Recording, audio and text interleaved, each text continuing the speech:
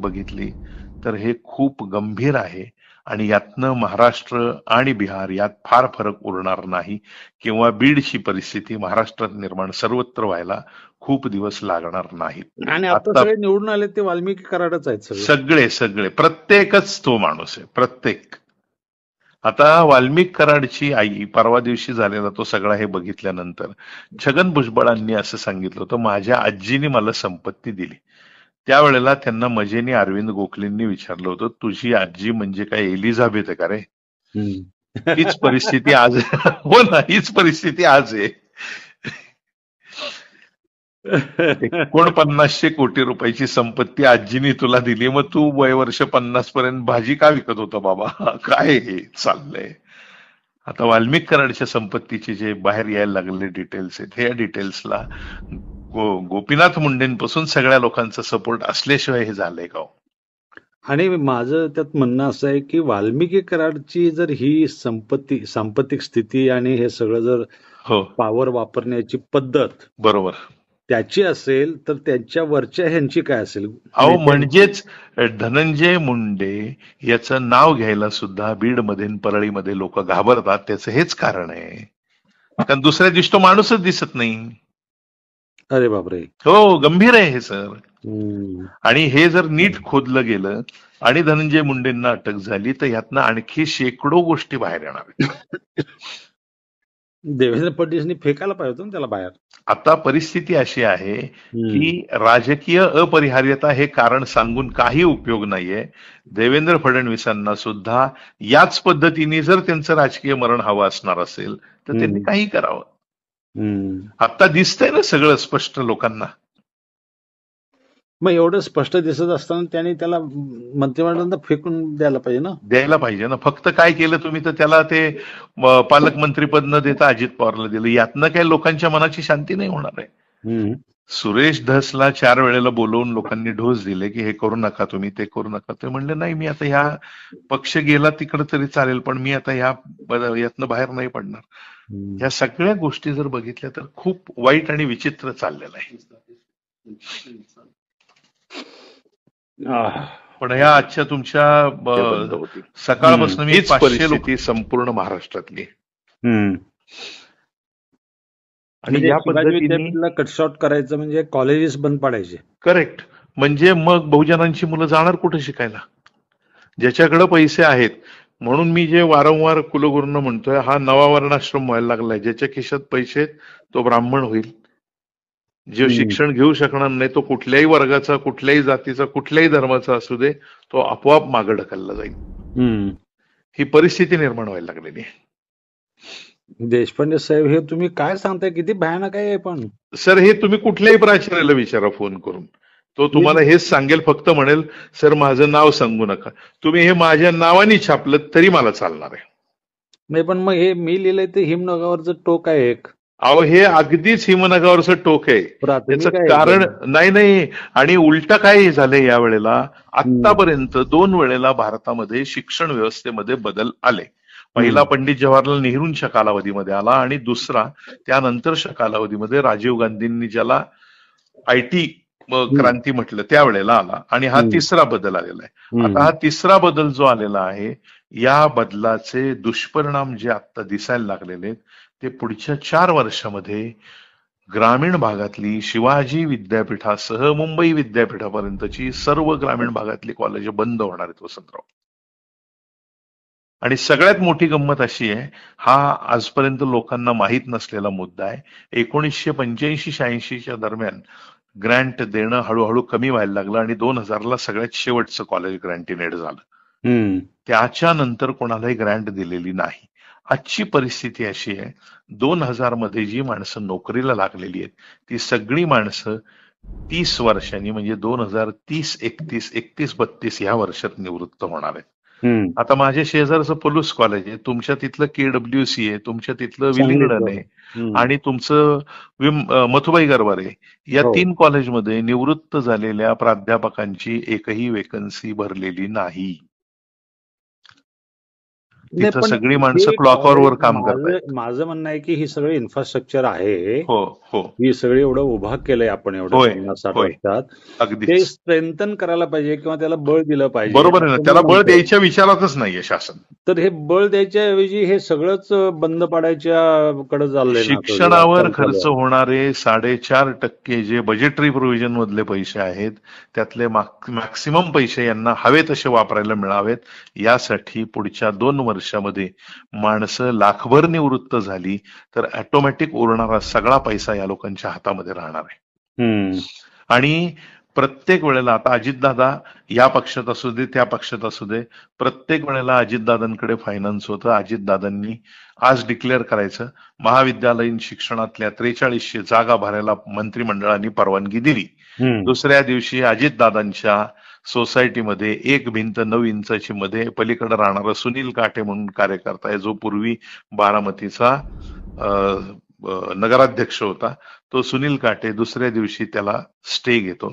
आतापर्यंत उच्च शिक्षणातल्या जागा 6 वेळेला जाहीर झाल्या, 6ही वेळेला सुनील काटेंनी त्याला स्टे घेतलेला आहे. एकही जागा भरली गेलेली नाही. स्टे घेणारा माणूस पण ठरलेला आहे. हा, अशी परिस्थिती आहे. मग माझं काय म्हणणं आहे, मेडिकल आणि अभियांत्रिकी, हो म्हणजे इंजिनिअरिंग आणि मेडिकल कॉलेज, हो ही 2 आणि होमिओपॅथी आणि काय डेंटिल बरोबर वगैरे किंवा फार्मास्युटिकल मेडिकल वर्गातली सगळी 10-15 ब्रँचेस, हा, आणि हे आपलं फार्मास्युटिकल्सची हे वगैरे, हे 2-4 कोर्सेस सोडले, अभ्यासक्रम सोडले, तर बाकीच्या सर्व उच्च शिक्षणाचं काय? मग आपल्याला अर्थशास्त्रज्ञ नकोत, समाजशास्त्रज्ञ नकोत? जगातली बरोबर परिस्थिती यापेक्षा उलटी आहे वसंतराव. सर्व ठिकाणी आर्ट्सच्या शिक्षणाला अतिशय उत्तम दिवस आहेत, फक्त आपल्या देशात नाहीयेत. हा, अर्थात त्याचं अजून एक महत्वाचं कारण असं आहे की आपल्याकडं ज्याला मायन्यूट लेवलचा रिसर्च म्हणतो आपण सोशल सायन्सेस मधला, तो होत नाहीये. दुसरी महत्वाची गोष्ट, जातीविषयक संशोधन कोणीही करायला गेला की तो आधी कुठल्या जातीचा आहे बघून त्याच्यावरती टीका व्हायला सुरुवात होती. त्यामुळं आपल्याकडे खूप मोठ्या प्रमाणावरती सामाजिक संशोधनच त्या जातीच्या खिडकीतून पाहिलं जातं. बघा ना, इरावती कर्वेंनी 25 वर्ष संशोधन करून जातीवरचं पहिलं वाक्य लिहिलं, जी जात नाही ती जात. हे पहिलं वाक्य इरावती कर्वेंच्या थेसिस मधलं आहे. जर ही परिस्थिती आपण बघितली तर आजची स्थिती पुढच्या 5 वर्षानंतर ज्या मुलांना काही लिहिता येत नाही, काही होत नाही, अशी मुलं तयार होणार आहेत. सर, माझ्याकडे अकॅडमी झाली 12वीला, माझ्याकडे माझ्या ज्युनियर कॉलेजला जी लोक 12वीला बसणार आहेत त्यांची संख्या आहे 118. Among that 118 students, 80 students have taken admission in that academy. आता उरलेले जे 40 आहेत ते 40 लोक हे खऱ्या अर्थाने यातल्या कुठल्याच शिक्षणात न बसू शकणारे, पण कोविडमुळे निर्माण झालेल्या परिस्थितीचा गैरफायदा घेऊन 70, 80, 90% मार्क घेऊन उत्तीर्ण झालेले आहेत, but they cannot write a single paragraph in Marathi. एफवायला मुलं आली की पहिल्यांदा मी त्यांच्याकडनं एक पान देऊन त्यांना प्रत्येकाला सांगतो, तुमच्या घरचा नंबर, तुमचं स्वतःचं नाव, आईवडिलांचं नाव, पत्ता आणि तुमचा मोबाईल नंबर, आईवडिलांचे मोबाईल नंबर लिहा. एकही विद्यार्थ्यांनी 4 मोबाईल नंबर लिहिताना कुठं 8 आकडे लिहिलेत, कुठं 9 आकडे लिहिलेत, स्वतःचा तेवढा पाठ असल्यामुळे 10 आकडे लिहिलेला आहे. ही जर परिस्थिती बघितली तर हे खूप गंभीर आहे आणि यातनं महाराष्ट्र आणि बिहार यात फार फरक उरणार नाही, किंवा बीडची परिस्थिती महाराष्ट्रात निर्माण सर्वत्र व्हायला खूप दिवस लागणार नाहीत. पण ह्या आजच्या तुमच्या सकाळपासून मी 500 लोकांना हा लेख पाठवलेला आहे. संदीप वाकचौरे म्हणून एक शिक्षण क्षेत्रामध्ये काम करणारा एक चांगला पोरगा आहे, त्यांनी सुद्धा आज 2 अतिशय उत्तम लेख लिहिलेले आहेत. एक तिकडं नगरकडच्या वगैरे दैनिकात लिहितो तो, पण अतिशय सुंदर लिहितो. त्याच्याही लिखाणाची 1-2 तुम्हाला सहज पाठवून ठेवतो, बघा तुम्ही पण. आणि परिस्थिती अशी आहे सर, या सगळ्या ह्याच्यामध्ये खऱ्या अर्थाने पुढच्या 2-3 वर्षामध्ये शिक्षण क्षेत्र महाराष्ट्राचं 50 वर्षांनी मागं जाणार. आता तुम्ही इतकी वर्ष काम करता त्याच्यात, प्राध्यापक म्हणून, शिक्षक म्हणून, प्राचार्य आहात आता, संस्था चांगल्या चालवतात. सुदैवानं तुमच्या संस्था चालकांचं वर्तन अधिक चांगलं आहे तुलनेनं, त्यांचा हेतू चांगला आहे. बरोबर. तिथं तुम्हाला आलेला अनुभव हा सांगताय तुम्ही. तर बाकीच्या ठिकाणी काय असेल? आता बाकीच्या ठिकाणची 2 कॉलेज नव्याने निर्माण झालेली सांगतो. शिवाजी विद्यापीठामध्ये 289 ग्रँट इन एड कॉलेज आहेत आणि शिवाजी विद्यापीठामध्ये 116 नॉन ग्रँटची कॉलेज आहेत. त्याच्यातही यावर्षी आर्ट्स आणि कॉमर्स कॉलेजांना पुन्हा परवानगी दिली. पुन्हा परवानगी दिलेली 2 कॉलेज, त्यातलं एक कॉलेज आहे हातकणंगल्याच्या पुढं आणि एक कॉलेज आहे इकडे तुमच्या गोवा बॉर्डरला, म्हणजे ते गारगोटी वगैरे की नाही त्याच्या पुढं. ह्या 2 कॉलेजमध्ये परिस्थिती अशी आहे, आर्ट्सला जिथं प्रवेश मिळत नव्हता अशी 2 कॉलेज पूर्वी आपल्याकडे असायची. एक कॉलेज म्हणजे कवठे महांकाळचं आणि दुसरं कॉलेज म्हणजे जतचं. या 2ही कॉलेजमध्ये विद्यार्थी संख्या 1200 आर्ट्सची कमी झालेली आहे. आणि ही जी 2 नवीन कॉलेज आहे इथं प्रवेश घेतलेला आहे, तिथं मेडिकल सारखं पॅकेज आहे. मेडिकल म्हणजे मी ऑपरेशनच्या मेडिकलचं म्हणतो, दवाखान्यांच्या ऑपरेशन शेड्यूल सारखं. तिथं आर्ट्सला 12,000 रुपये भरायचे आणि फक्त परीक्षेच्या वेळेला यायचं तिथं, बाकी सगळं कॉलेज बघणार. 12,000 रुपयांनी 600 मुलांनी प्रवेश घेतलाय बीएला. एकही मुलगा येत नाही. बुदरगडमध्ये सगळीकडे आहेत अशी कॉलेज झाली आणि राजकीय पुढाऱ्यांची कॉलेज आहेत. आणि मला 4 दिवसामध्ये त्याची नावं मिळतील. नावं मिळाली की मी तुम्हाला पाठवतो, फोन नंबर सह पाठवतो. कवठे महांकाळचं वसंतदादा कॉलेज आहे ते कवठे महांकाळच्या कॉलेजमधले विद्यार्थी कमी झाले. तिथनं शेजारी मायणी म्हणून गाव आहे बघा, मायणीला 3-3, 4-400 विद्यार्थी. का तर त्यांनी यायचं नाही कॉलेजला, काही नाही, त्याला डिग्री पर्यंत हे ढकलणार पुढं. आणि जतचं रामराजे कॉलेज ते आहेत, चांगली कॉलेज आहेत ती. जतचं कॉलेज आणि कवठे महांकाळचं कॉलेज अतिशय चांगले कॉलेज आहेत, जुनी कॉलेज आहेत ते. तिथली विद्यार्थी संख्या मोठी होती, ती कमीवर आलेली आता या कारणांनी. बाबर सर तिथं प्राचार्य अशोकराव बाबर मित्र आहेत माझे चांगले, मी चळवळीतले पण गेलो होतो, ते दोन्ही कॉलेज मी पाहिलेत. होय.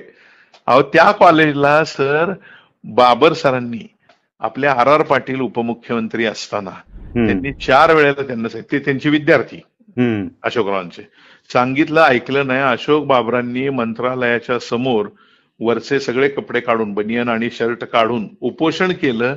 तेव्हा त्यांनी मान्यता दिली, 6 तुकड्या भरू दे तुझ्याकडे, नाही तर 10 भरू दे, परवानगी देतो म्हणून. त्या कॉलेजला आता विद्यार्थी नाहीत. का नाहीत? तर सगळं रीतसर व्यवस्थित चालू आहे म्हणून नाहीत विद्यार्थी. आमच्याकडचे सगळे विद्यार्थी अकॅडमीला जातात. अहो ही किती मोठ्या प्रमाणात फसवणूक आहे लोकांची बघा. मला ते 4 कॉलेजची नावं द्या. देतो ना मी तुम्हाला, देतो. आणि यातला अजून एक मुद्दा लक्षात घेऊयात आपण, चांगलं काम ह्याच्यावरती होणं गरजेचं आहे. चांगलंच व्हावं. येस सर, मी देतो तुम्हाला. गेल्या आठवड्यात वाचला का लेख? वाचतोय ना मी. गेल्या आठवड्यातही मी तुम्हाला 2 वेळेला फोन करण्याचा प्रयत्न केला. मी प्रत्येक रविवारी लेख वाचतो, 200-400 लोकांना पाठवतो. आजचा तर जवळपास 500 प्राचार्यांच्या ग्रुपवरती पाठवलेला आहे. अरे बापरे. होय.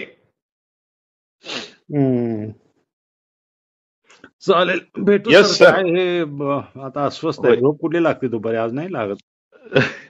रविवार असून पण मी तुम्हाला सॉरी डिस्टर्ब केलं सकाळी. नाही, रविवारी काय मी असतोच, मी झोपत नाही दुपारी. Yes sir. आज आमची जनरल बॉडी मीटिंग आहे, त्यामुळे मी भिलवडीतच आहे. आता 3ला मीटिंग आहे, पण म्हणलं एकदा वसंतरावांशी बोलावंच. तुम्ही कोल्हापूरला येणार होता, काय झालं? अहो नाही सर, जागाच सोडता येत नाही. परीक्षा चालू आहेत ना, 22 जानेवारी पर्यंत परीक्षा आहेत. मी येतो भिलवडीला आता. तरी आनंदाने चालेल. Yes yes sir. ओके.